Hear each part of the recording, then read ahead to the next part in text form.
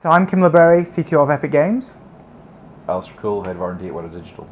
We did a VR piece together earlier in the year, the Thief in the Shadows, a piece that covers a VR experience where you interact with Smaug just like you would have been in the movie, the Hobbit movie. Yeah, it's a VR experience where we tried to capture the feel of the character from the movie and take our high-resolution film assets and rework them a little bit and get them running in Unreal Engine to kind of let you feel like you are there with Smaug the Dragon.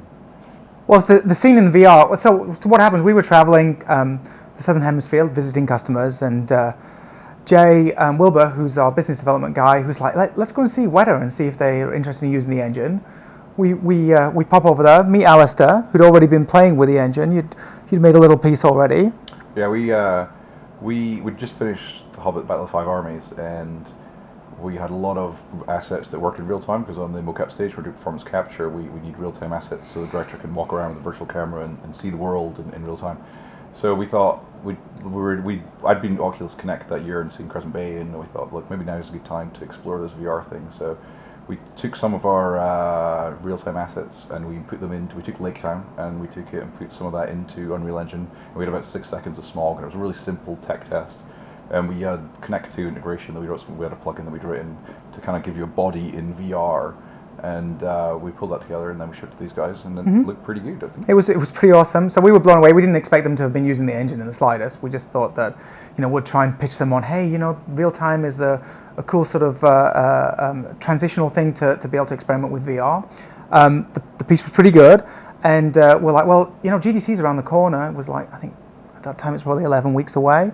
And we're like, do you fancy working together on getting a demo that shows sort of a believable character in a VR experience, sort of capturing the feel of the movie? They said yes after a couple of calls. Yeah, we kicked around the idea. It kind of fit with WETA. We're always trying to explore new technology and keep on top of things. We'd done some tests with DK1 when it first came out, and we'd kept on top of the VR stuff, and we'd always pushing new things internally, and now seemed like a good time to really explore it and see what we could do with our pipeline, our assets. So Peter Jackson, Warner Brothers, New Line were all nice enough to let us make a Hobbit experience to kind of really test this out. So by that point we had about 9 weeks to go, and we thought, let's build something for GDC. And obviously we wouldn't be able to do it without Brendan at Oculus believing that we could actually deliver this thing. We're like, yeah, we want to do something. Can we get one of your very rare prototypes to send to New Zealand to this team that you've probably never thought of would be using a game engine? Yeah. So they were very generous and supported us through it. And yeah, it was it was a quite short project, but it came out pretty good in the end. Lots of innovations on character technology. I don't think regardless of whether this is VR or not, I think that it's probably the best interactive character or real-time character that anybody's seen in a game engine so far. So it was quite cool. I mean, that was key for us to have a real believable character. I mean, we initially thought, well, let's do Lake Town. It gets smashed up by Smaug, and we'll just do a spectacle. We'll have it exploding energy with fire.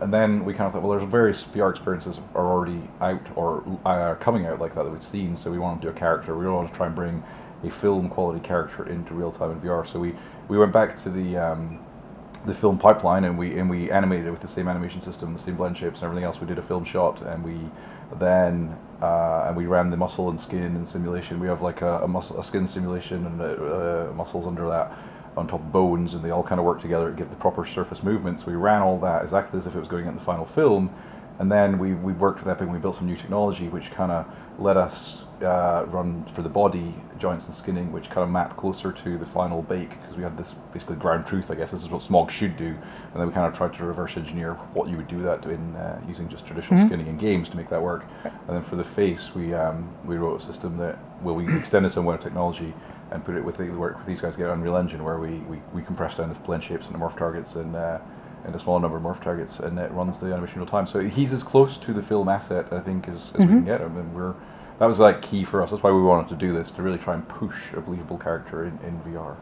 And obviously, a visual effects character can take many hours per single frame to generate. So, they're not exactly the same, but what we were able to take advantage of is they have this amazing, as you were saying, amazing character pipeline that does full body simulations like it's a real living, breathing character, and then take the surfaces that are generated from that and get them into the engine in a cleverly compressed format. And it worked pretty well.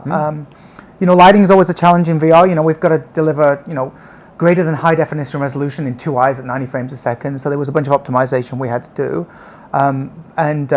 Even dealing with the, in a movie, you can have, hundreds of lights if you want to. It's not really something that you worry about. But in 90 frames a second, we're lucky to get 1 or 2 shadow casting lights. So we had a bunch of tricks that we had to do in terms of, it was lit more like a theatrical performance. You know how you'll see the actors being followed around with a light when they're doing when they're acting for theater. It was sort of the same trick that we did. I mean, it's a tricky environment to light to start with because there's no visible light sources. There's just this mystical and creepy glow that kind of lights things up. So we had to use some artistic license there. And something else that's very different. So VR isn't really like a movie in the fact that when we make a movie, you have lots of shots that are cut together, and they're all about explaining to the audience, what's happening in the story and what these characters are doing. But we cheat a lot. Lighting changes, performances change. You can't do that in VR. You have no idea where anybody's going to look. So you have to make sort of a global performance. So instead of Smog being 3 seconds here, 5 seconds here, he ends up being an over 2-minute performance that has to be viewable from any angle. That was a challenge. Tricky, yeah. Making sure that the people were looking at the right place when Smog comes out the gold, that you're seeing him, or when the pillar comes crashing down, you need to be looking at the pillar. That took a lot of challenges with sound design, and we were lucky to have some great guys at Epic and Brent Burge, supervising sound editor from the Hobbit movie, working with us. The sound was key, and then there's a lot of visual things like Smog's tail comes round so that you follow it with your eye, and then the column hits you that time. Making sure that everyone's looking at the gold coming out, that was a big thing. Yeah, Mike, our audio supervisor at Epic, it was quite a challenge because we were using a brand new library from Oculus for positional audio. It was very important that you could detect where the sounds were coming from.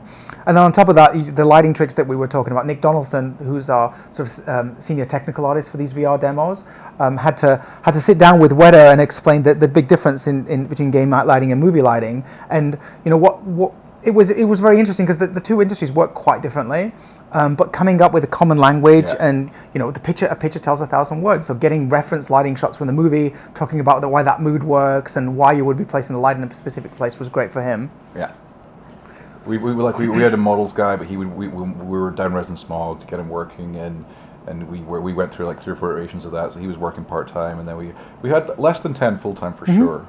But that's both sides within companies. We pulled people in and out as needed to do that. I mean, part of this for us was to really use the flexibility of our film production pipeline and kind of work within it rather than having a new dedicated team there. It was more like, hey, you know what, we've got a flexible pipeline that can do real time for the stage and final render. Let's just work within that, and we'll pull in the models department, we'll run it through the textures department and everything like that. So we kind of pushed it through as close to film production as we could, I think. I think if you hadn't had your creature pipeline, we wouldn't have been able to do it in the time. Yeah. The fact that they can animate a character, go from rough animation that is the basic performance, and then get all the bones and muscles doing the right thing without actually having to keyframe that stuff is pretty impressive. And then the fact that we were able to import that data into the engine on a per frame basis, as you see him walk over you see his belly jiggle, and you see all the flaps of flesh around his face when he's talking. It's pretty awesome. Yeah, I mean we had 9 weeks, but we didn't have to build Smog from scratch. We just had to make him run in real time, which was a large challenge, but it wasn't going through character design and everything to get him there. I think the hardest artistic challenge, once we knew we could get Smog into the engine, lighting it was tough because we need 1 or 2 shadow casting lights that we could use. Getting the fire to work was a challenge, and then all the effects for the coins. In a game, in a movie, you can simulate everything. When a coin hits another coin, you can do full simulations, have thousands of them interacting with each other. We can't really do that in a game. So we had one of our senior effects artists, Tim Alec, who's worked in games for years and years. He just has an amazing intuition on how to fake something, so you believe it's doing exactly what's happening in the real world, but actually it's just a bunch of cards with textured coins on them all sliding against each other. But it seemed pretty plausible. So he did some great work. I think initially when we said, hey, how do you guys feel about sliding coins and millions of them? And everyone was like, oh, I don't know if we can have any sliding coins. And he's like, I can do it. I'm like, yeah, whatever, we'll see. And it worked really well. The effects were really good. It was like the old days of visual effects, yeah? When you cheat everything, yeah. I hope people liked it. I hope they've learned something. I mean, I think we learned a lot as we were doing it. I mean, every day we'd try something different, and we go, oh, that works, that doesn't work. Or I mean, things like initially we're like, we really need to get scale. Let's bring a lot of stuff around us because that'll kind of give you objects you know the real scale of. And Smog felt small, and then we pushed everything way back, and Smog suddenly felt big again. And we realized that you need to tie things back to the real world. Like when we started messing around with the scaled environment, it freaked everyone out, and they're like, I'm really tall, I'm really small. You kind of have to tie it back to the real world, and so. So when we're learning for everyone else, it's great talking to people like Oculus Story Studio and all other people doing VR. Everyone's been really open. It's a really exciting time because everyone is just going, well, we tried this and this worked, or we tried that and that worked. So it's just great to be learning from everyone else, I think. Yeah, it's fantastic. I think the VR experiences are becoming so immersive. We have amazing rendering technology in Unreal, and you can truly believe you're in that space. But you want to start interacting with objects, and when you see a character, usually what is considered to be a great game character, we're quite forgiving because we love playing the experiences, and you get lost in the actual gameplay, and it doesn't, it matters a bit, but it's not that important. For VR, if a character doesn't come quite across right, and it's a little bit very, there's a large potential for having that uncanny valley problem. So we really wanted to work with masters of character performance to really get something into the engine that could show sort of the state of the art, what you really could do. And we're just hoping it goes from from strength to strength from now. The next big thing would be how do you make a character that is totally interactive? It's not just you can look around it, but just in a game, if you throw something out, it would be good for Smog to turn and follow that and chase that coin. But trying to convey that in a way that really is believable is a really hard problem. So I'm hoping, we're at SIGGRAPH right now, the birthplace of computer graphics. I'm hoping that lots of fancy, smart PhDs out there are all discussing, wow, how do we deal with the uncanny valley in virtual reality? How do we make characters believable? Artificial intelligence, we're pretty simplistic in the games industry right now. It's going to have to get better for VR. So I think one of the reasons that people are so excited for VR, not just game makers and filmmakers, it's just anybody who likes to create content and entertainment sees a whole bunch of new possibilities. So it keeps everybody excited about all the things that we're sharing. And this forum of SIGGRAPH has always been the forum that we would share ideas. Yeah. Oh, this company did this last year. We're going to do this thing. Yeah. And people are very open. And I think it's the right philosophy for VR going forward. There's so much to learn and so many possibilities that I think that every company get into. It doesn't go to guard the secrets. They can be quite collaborative about it, because really it's about coming up with a great piece of entertainment and much less about the competition side of things. If you make something that's awesome that moves people, you'll make a good business. It's great. It's not film, it's not games, it's something in between, and I think it really is taking that coming together of games companies, films companies to figure out what the new language is, where it's going to go. I mean, your point about VR being less forgiving, absolutely. If characters in VR and he doesn't look at you or he doesn't interact with you, or he's not quite, it's so much more obvious than when people are just, they expect things to work like the real world. If you're doing interactivity and you can pick up some objects but you can't pick up others, it really frustrates people really fast. Whereas in a game, you're used to I can only interact with this object, but not that object. So it's really, that's something that's really exciting for us, is we've been playing with interactivity and learning about what's going on. And as soon as anyone I've talked to tries an interactive VR experience and start moving things around, it's like 10 times more exciting. Yeah, and you can't go back. And you can't go back. Then you're like, I don't want to go back. When we built the Smog experience, none of the controllers weren't out there at GDCs when Valve officially they showed their things. But now it's really exciting to start building things. When we gave people a torch, if we've tried this experience just internally within WETA of giving people a torch to hold in the room, and just that torch is so exciting for them because they can stick it in front of a chest and see it glow, and it just added this huge level of excitement to it. So there's a line of dialogue in the film where Smog says, I can't remember to get it right, but it's along the lines of who are you, where do you come from? You think I'd remember it.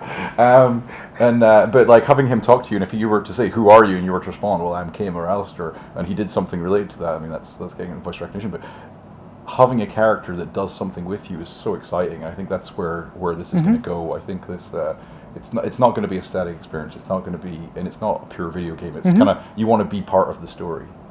But I do think as things evolve, things will become more like video games. But the fidelity and the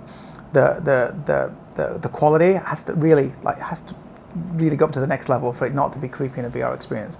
Characters are a big thing. Physics, you really expect to, if you've got a table in front of you, you happen to be holding something, you want it to be laid down properly. Yeah, you expect the world, the rules that run nature are going to be the same rules that run in a virtual reality experience. So I think I think what we're going to see is that the next 20 years of SIGGRAPH are going to be powered by the fact that we now have this wonderful new technology of virtual reality and these, super immersive real-time game engines to be able to program all the logic and experiences that people are going to be playing with. Yeah, it's exciting. I mean, SIGGRAPH last year there was 1-2 VR things. There's very few. This year you walk around, it's VR everywhere. It's really exciting. I think personally, within VR that's kind of where we're going. It's hard to say where it's going to go, but the most exciting experiences I've had are the kind of where you're part of the story. It's not just pure video game. It's not film. You're definitely not passive. It's you are there. Mm-hmm. You're not witnessing something. You're part of it, and that's really exciting to me. I think that's where it's going to go. I think that. On the movie side of things, I think always, filming real actors and live action is going to stick around for a long time. I think people want to see that. Yeah. But, in the animated field, our friends at Pixar, they make amazing movies with computer graphics. There's no reason that over the next decade that they can start to move towards doing that in an interactive fashion. So I do think you'll see this sort of, I know it's an often used word, transmedia sort of approach to making content. You make an animated movie, you make an animated short, you can make a game, you can make a VR experience. It's all the same assets. They all can be generated. An animated movie that you watch as a piece of video on a Blu-ray or streamed off of iTunes or whatever streaming service you're using, no longer will have to be passive.